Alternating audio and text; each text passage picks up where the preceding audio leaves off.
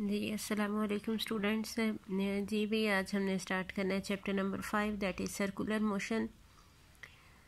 इससे पहले हम डिस्कस कर रहे थे रेक्टिलिनियर मोशन और linear motion that is always a long straight line.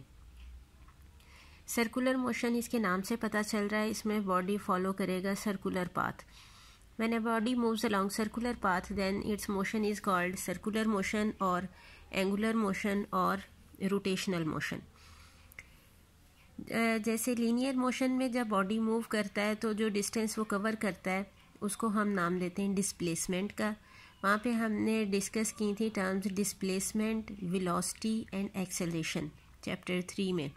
अब उसी को हम एंगुलर मोशन में चेंज कर देंगे, यानी सर्कुलर मोशन में लीनियर डिस्प्लेसमेंट को रिप्लेस कर देंगे एंगुलर डिस्प्लेसमेंट से, लीनियर वेलोसिटी को रिप्लेस करेंगे एंगुलर वेलोसिटी से, लीनियर एक्सेलरेशन को रिप्लेस करेंगे एंगुलर एक्सेलरेशन से।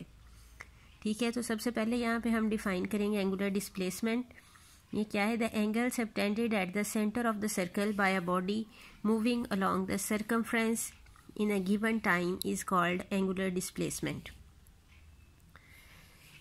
ये देखें कि बॉडी जो एंगल बनाता है एट द सेंटर ऑफ, अगर एक ये बॉडी सर्कल में मूव कर रहा है कि यहाँ पे हमने इसको फिक्स कर दिया, ये है इसका पिवटल पॉइंट। हमने एक रिजिड रॉड के थ्रू ये मैस m अटैच किया। ठीक है, इसकी इनिशियल पोजीशन है p। After some time t, हम कहते हैं t टाइम के बाद इसने डिस्प्लेसमेंट t टाइम में कवर किया है थीटा, और ये न्यू पॉइंट पे चला गया p1 टाइम पॉइंट पे। अगर हम कहें डेल्टा t टाइम फर्दर गुजर गया है और इसने डेल्टा थीटा डिस्प्लेसमेंट मज़ीद कवर किया है, तो टोटल टाइम कितना हो जाएगा t प्लस डेल्टा t, और डिस्प्लेसमेंट टोटल कितना हो जाएगा थीटा प्लस डेल्टा थीटा। ठीक है, तो जो एंगल बनता है eight the centre of the circle, जब बॉडी मूव कर रहा होता है सर्कुलर पाथ के अलोंग, तो जो एंगल सेंटर पे बनता है वो कहलाता है एंगुलर डिस्प्लेसमेंट। एंगुलर डिस्प्लेसमेंट एक वेक्टर क्वांटिटी है अगर थीटा स्मॉल हो। अगर थीटा लार्ज हो तो फिर वेक्टर क्वांटिटी नहीं होगा। ये देखें, हम यहाँ से देखें, अगर एक बॉडी मूव कर रहा है सर्कल के लॉन्ग, वो यहाँ से मूव करके यहाँ पे आ गया तो उसका पाथ कर्व्ड है, जबकि वेक्टर को हम हमेशा स्ट्रेट लाइन से रिप्रेजेंट करते हैं। तो फिर ये कर्व्ड पाथ आर्क लेंथ कहलाएगी, फिर हम कहेंगे कि थीटा स्केलर है। लेकिन अगर हम स्मॉल लेते हैं कि ये थीटा, यहाँ से कहते हैं हम बॉडी यहाँ पे आ गया, तो देखिए ये जो डिस्प्लेसमेंट है ये ऑलमोस्ट स्ट्रेट लाइन है, तो फिर हम इसको लेंगे एज वेक्टर। तो कंडीशन क्या है? Angular displacement is a vector quantity if theta is small and if theta is large then it is scalar quantity. अब ये है कि अगर ये वेक्टर क्वांटिटी हो तो फिर इसकी डायरेक्शन हम कैसे फाइंड करते हैं? Then its direction is taken by using right hand rule. Right hand rule कैसे अप्लाई करना है? अब ये है फिक्स पॉइंट जिसके अलोंग ये बॉडी मूव करेगा, बिल्कुल ऐसे ही जैसे फैन सेंटर से फिक्स होता है और इसके गिर्द उसके विंग्स मूव कर रहे होते हैं।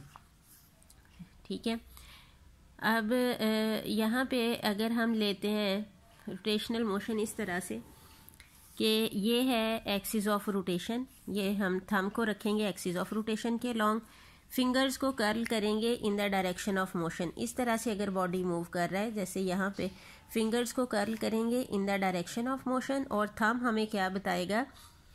Direction of angular displacement, and that will be along the axis of rotation. Right hand rule कैसे अप्लाई करना है? Grasp axis of rotation in right hand with fingers curling in the direction of rotation, then erected thumb indicates direction of angular displacement. Angular motion की हमारी daily life में बहुत सी examples हैं, यहाँ पे आप लिख सकते हैं मोशन ऑफ अर्थ, हमारी motion of moon and earth, इसके अलावा motion of electrons around the nucleus, motion of electrons around the nucleus, ये भी रोटेशनल मोशन होगी।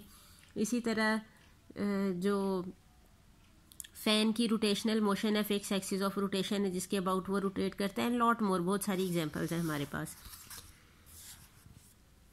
ठीक है, अब हम देखते हैं कि इसके यूनिट्स क्या हैं। The SI units of angular displacement is radian, other units are degree and revolution, लेकिन ये एसआई यूनिट्स नहीं है।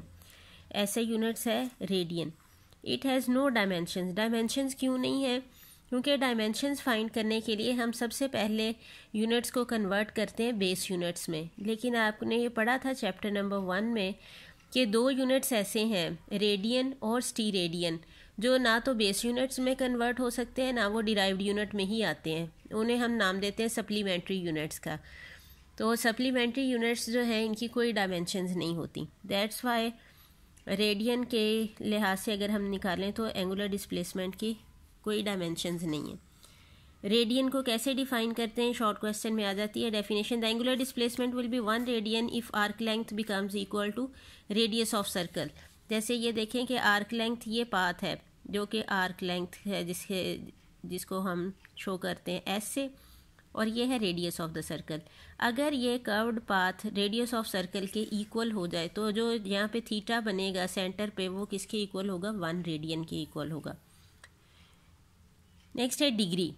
इफ़ अ सर्कल का टोटल एंगल होता है 360 डिग्री। अगर हम 360 डिग्री यानी पूरे सर्कल को 360 इक्वल पार्ट्स में डिवाइड कर दें तो जो स्मॉलेस्ट पार्ट होगा वो कहलाएगा degree. If a circle is divided into 360 equal parts then angle subtended at the centre by each part is 1 degree. Revolution, इसके नाम से पता चल रहा है रेवोल्यूशन का मतलब क्या होता है? चक्कर। जब एक कंप्लीट राउंड ट्रिप हो जाएगा, एक चक्कर कंप्लीट हो जाएगा, यानी अगर बॉडी यहाँ से अपनी मोशन स्टार्ट करेगा दोबारा यहाँ पे ही आ जाएगा तो एक चक्कर कंप्लीट हो जाएगा, जिसे हम नाम देते हैं रेवोल्यूशन का। और ये 1 रेवोल्यूशन इक्वल होता है 360 डिग्री के। नेक्स्ट ये शॉर्ट में ही आ जाता है, derive the relation between linear and angular displacement. So let S is the arc length of the circle. ये हमारे पास एक बॉडी है जो सर्कल में मूव कर रहा है, और आर्क लेंथ क्या है? ये जितना बॉडी ने डिस्प्लेसमेंट इस वक्त कवर किया है वो है आर्क लेंथ, एस से हमने शो किया है। आर है radius of the circle and theta is the angular displacement eight the centre of the circle. तो हमारे पास रिलेशन ये है कि थीटा हम कैसे कैलकुलेट करते हैं? थीटा इक्वल होता है a length of arc divided by radius of circle. So it is theta will be equal to s over r, और यहाँ पे कंडीशन क्या है? ये theta should be in radian. तो यहाँ से एस किसके इक्वल आएगा? आर थीटा के। एस क्या है? लीनियर डिस्प्लेसमेंट है, थीटा एंगुलर डिस्प्लेसमेंट है। तो ये हमारे पास आ जाता है लीनियर एंड एंगुलर डिस्प्लेसमेंट के दरमियान रिलेशन। आगे हम देखेंगे कि रेडियन और डिग्री में क्या रिलेशन है। हमने क्या एक्सप्रेशन यहाँ से डिराइव किया? S is equal to r theta. और जब एक चक्कर पूरा हो जाएगा तो डिस्टेंस कवर्ड किसके इक्वल होगा? Equal to circumference of circle, और सर्कमफ्रेंस ऑफ सर्कल का फार्मूला होता है 2 पाई आर। तो फिर आर्क लेंथ पूरे एक चक्कर के दौरान आर्क लेंथ इक्वल हो जाएगी 2 पाई आर के। तो अगर ये जो फार्मूला है theta is equal to s over r, इसमें एस की जगह हम 2 पाई आर पुट कर दें तो आर देखें कैंसिल आउट हो जाएगा, तो थीटा किसके इक्वल आ जाएगा? 2 पाई रेडियन के। या और ये कब होगा? एक पूरे चक्कर के दौरान, यानी 1 रेवोल्यूशन किसके इक्वल है? 2 पाई रेडियन के। और हमने क्या कहा था डिग्रीज में? ये किसके इक्वल होता है? 360 डिग्री के। So 1 radian is equal to 360 degree over 2 pi. So 1 radian is will be equal to 57.3 degree.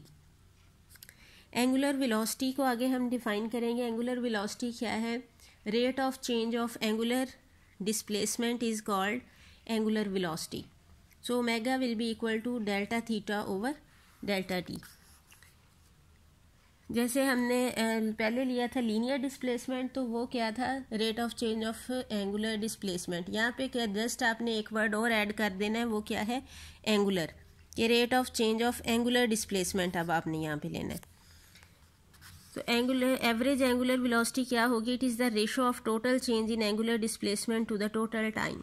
Subscript में AVG लिखेंगे, delta theta over delta t के इक्वल आएगा। इंस्टेंटेनियस एंगुलर वेलोसिटी लेंगे, जैसे हमने पहले इंस्टेंटेनियस वेलोसिटी को डिफाइन किया था, the limiting value of delta theta over delta t when delta t approaches to 0। So omega instantaneous will be equal to limit delta t approaches to 0, so delta theta over delta t. Omega यानी angular velocity भी vector quantity होगी। कब? अगर theta small हो। अगर angular displacement vector होगा तो angular velocity भी हम वेक्टर लेंगे। अगर एंगुलर डिस्प्लेसमेंट में स्केलर है, लार्ज हो गया है, तो फिर एंगुलर वेलोसिटी भी स्केलर होगी. Angular velocity is a vector quantity if theta is small and its direction is same as that of angular displacement that is along axis of rotation. ऐसे units of angular velocity is radian per second, क्योंकि displacement का unit क्या है, radian, और time का second. Other units are degrees पर second और revolution पर सेकेंड. अब रेडियन का तो कोई यूनिट नहीं है, ये इसकी कोई डायमेंशंस नहीं है, रेडियन की कोई डायमेंशंस नहीं है. तो सेकेंड जो है इसकी डायमेंशंस हम क्या लेते हैं, टाइम का यूनिट है तो टी इनवर्स. तो एंगुलर वेलोसिटी की डायमेंशंस होंगी और वो क्या होंगी, टी इनवर्स, जबकि एंगुलर डिस्प्लेसमेंट की कोई डायमेंशंस नहीं होती.